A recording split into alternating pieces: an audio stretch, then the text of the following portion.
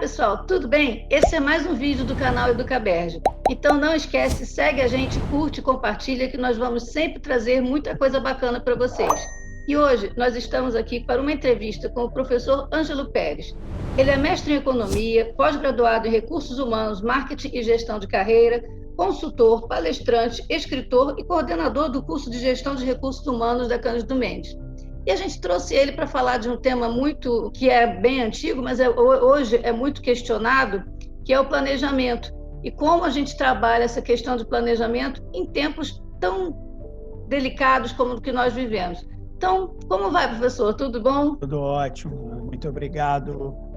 Muito obrigado à Berge, essa instituição quase centenária que sempre me acolhe com muito respeito, muito carinho, tenho muito apreço por vocês. Muito obrigado pela lembrança. Então, professor, vamos começar esse tema, né? O que é planejamento estratégico para recursos humanos, já que essa agora é a sua especialidade, você coordena esse curso de gestão de RH na Cândido, então o que é o planejamento estratégico para os recursos humanos? Ok.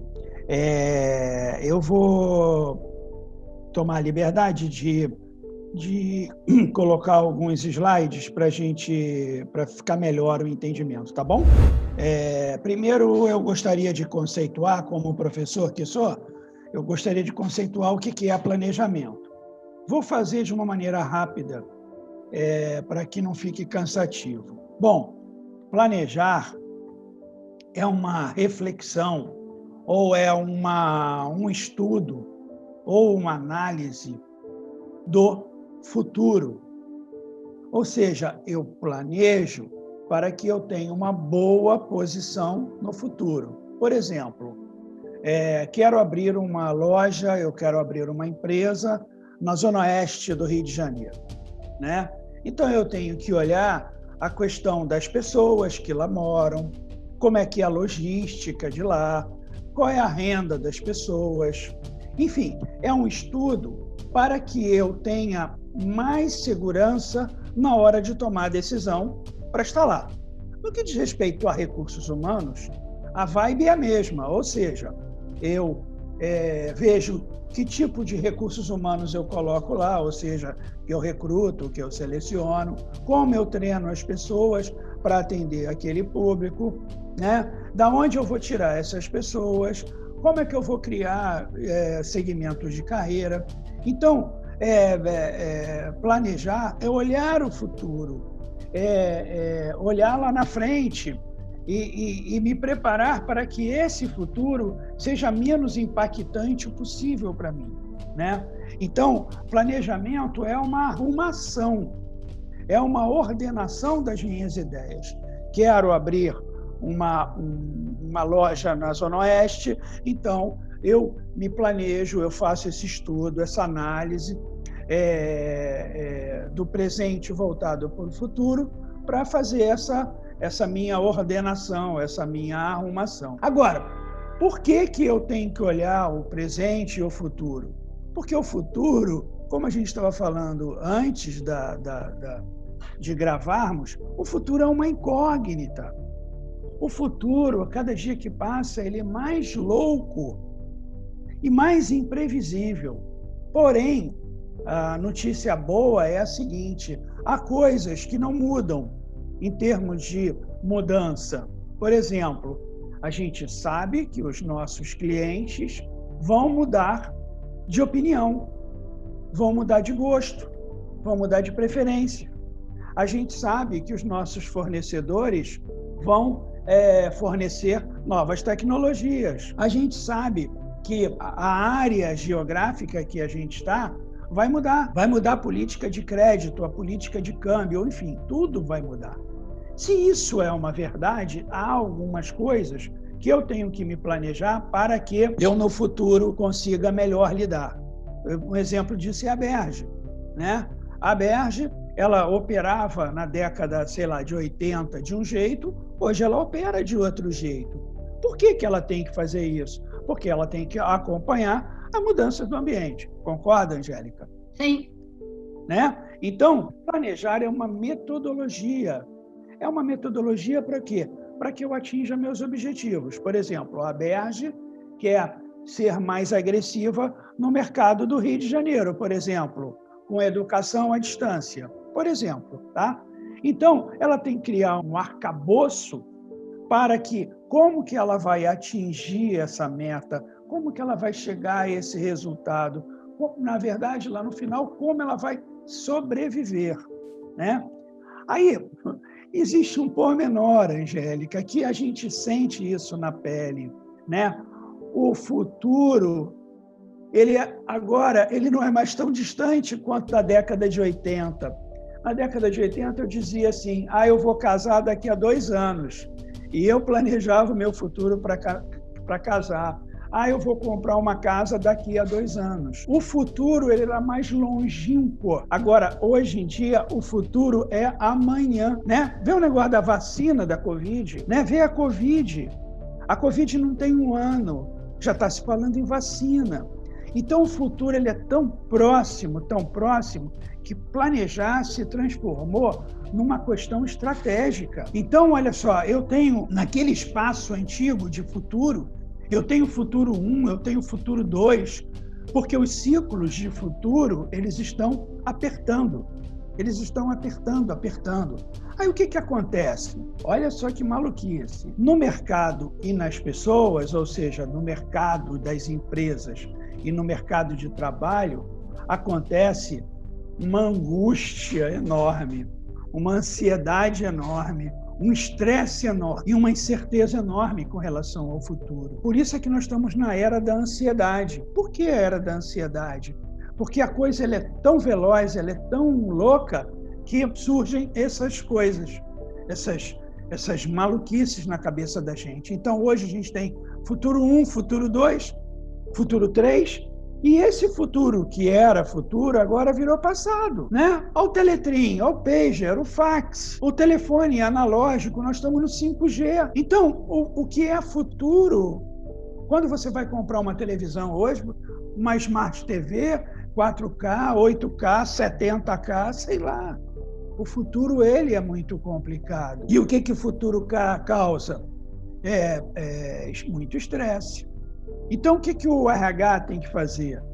Tem que fazer um movimento de acompanhamento desse futuro, porque nós estamos na era do algoritmo. A era do algoritmo é uma coisa muito diferente. O RH tem que colar com as estratégias da empresa e tem que planejar cenários. Então, assim, a nossa segunda questão, né, seria quais são as vantagens em aplicar esse tipo de planejamento para o gestor de RH? Olha só, eu gosto de dizer que as pessoas, elas são a base da pirâmide, ou o assoalho da pirâmide. Não é a base no sentido de ser menor, não é isso. Mas é um assoalho, porque são as pessoas que dão consistência aos voos das empresas. Então, o que diz respeito aos desafios, é preparar essas pessoas para que as empresas possam ser consistentes no futuro 1, futuro 2, futuro 3. Então, as vantagens são ter as pessoas preparadas e conscientes que esse futuro ele está próximo, muito próximo, e ele vai exigir destas pessoas preparo, consistência. E quais são os maiores desafios enfrentados para essa implantação desse planejamento? Olha, eu poderia relacionar uma série de desafios, mas eu só coloquei 3 para não ficar muito chato. A gestão de recursos humanos, ela tem que ser hoje estratégica. Ela não pode ser diferente disso. Ela tem que fazer a gestão da mudança, não só ela, mas ela tem que incutir nas pessoas a mudança, ela tem que incutir na própria empresa que a cultura ela tem que ser flexível e, por fim, ela tem que desenvolver o conceito de aprender continuamente. Mas não é aprender qualquer coisa, né? Nós temos que entender que eu me formei, Angélica, na década de 70, no final da década de 70. E eu pensei que ali, depois de formado, eu disse, bom, eu admito perder a esposa, eu admito perder o trabalho, eu admito mudar de país, mas eu acredito que, com relação a estudo, eu estou bem, né? Depois disso, tive que estudar, eu estava equivocado, eu tive que estudar, e hoje eu tenho 66 anos, vou fazer 67, e estudo. Por que eu faço isso? Porque eu gosto de estudar? Não necessariamente, no meu caso eu gosto de estudar, mas eu estudo porque eu sou obrigado, o mercado me obriga a estudar. E o indivíduo que não estuda, ele fica desatualizado. Se ele fica desatualizado, ele não tem condições de responder ao cliente, seja ele cliente pessoa física, seja ele pessoa jurídica, seja ele governo. Nós temos que ter o conceito nas nossas áreas de recursos humanos do aprender continuamente. Aprender continuamente, isso leva à criação de uma cultura flexível e uma permissão na cabeça que a mudança ela é uma exigência, ela é uma realidade. Não há como fugir. E quais os principais pontos que devem ser levados em consideração para o planejamento? Assim, eu tenho que ter uma postura flexível. Eu tenho, enquanto gestor de recursos humanos, entender que eu fazia há 20 anos atrás, se eu fizer hoje, eu estou roubado, eu estou lascado, né? Eu tenho que ter uma cabeça de mudança. Essa é a base. As outras coisas são acessórios. Então, eu tenho que ter uma postura flexível, preparado para o ambiente da mudança. E tenho que fazer a gestão da mudança. Isso, são os principais pontos. Existem outros, mas esses são os principais. Eu tenho que acreditar que a mudança é a única coisa que vai acontecer. E assim, vocês que trabalham em cursos de RH, então, mais do que ninguém estudam essa questão, né, das possibilidades futuras, né?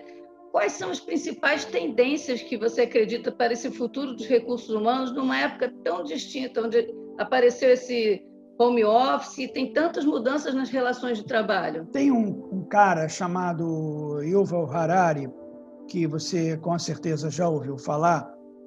Ele foi entrevistado certa vez e, o Yuval Harari é um cara que fala sobre tendências, né, mega tendências. É um professor de história israelense muito interessante e, assim, ele é autor de livros que falam sobre o futuro. É muito interessante. E foi perguntado para ele quais seriam as tendências do futuro. Aí ele disse assim, não sei o que vai acontecer no futuro, né? Aí eu fiquei pensando, realmente, o futuro, o que vai acontecer exatamente a gente não sabe, mas a gente sabe que algumas coisas vão acontecer e a gente tem vacinas para que elas sejam menos impactantes para nós, profissionais de recursos humanos, para nós, trabalhadores. Uma delas é estudar. Mas eu gostaria de fazer, se você me permite, algumas sugestões de preparação do indivíduo, né? Que são coisas que a gente fala pouco, mas que elas são a base. E eu estou me prendendo hoje, Angélica, para falar com você sobre a base. Eu não quero ficar falando muito de coisas muito sofisticadas, não. Eu gostaria de falar sobre a base. Então, eu gostaria de apontar para algumas capacidades que eu tenho que ter. Bom, uma coisa que a gente tem que estar preparado é a questão emocional. O mercado ele vai mudar, e vai mudar muito, e vai mudar de forma muito turbulenta. Então, eu tenho que ser capaz de administrar as minhas emoções. Então, enquanto essas tendências para o futuro,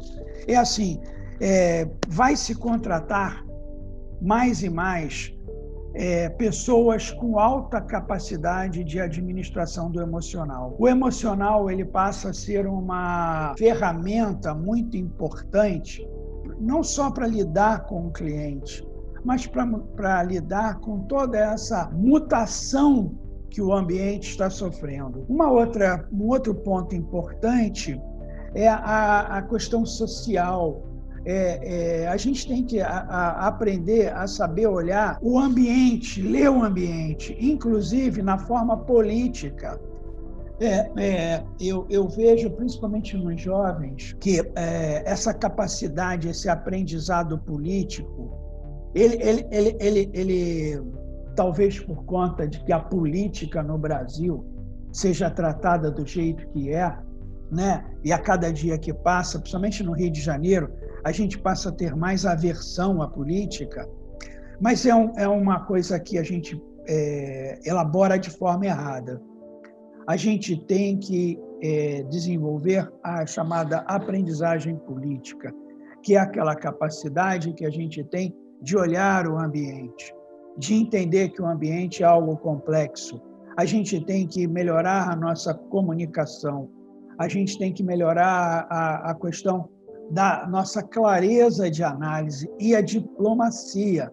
Veja, a diplomacia não é bajular pessoas, não é ficar paparicando pessoas, mas entender que diplomaticamente eu tenho que saber quais são os eixos do poder e poder melhor trabalhar com isso.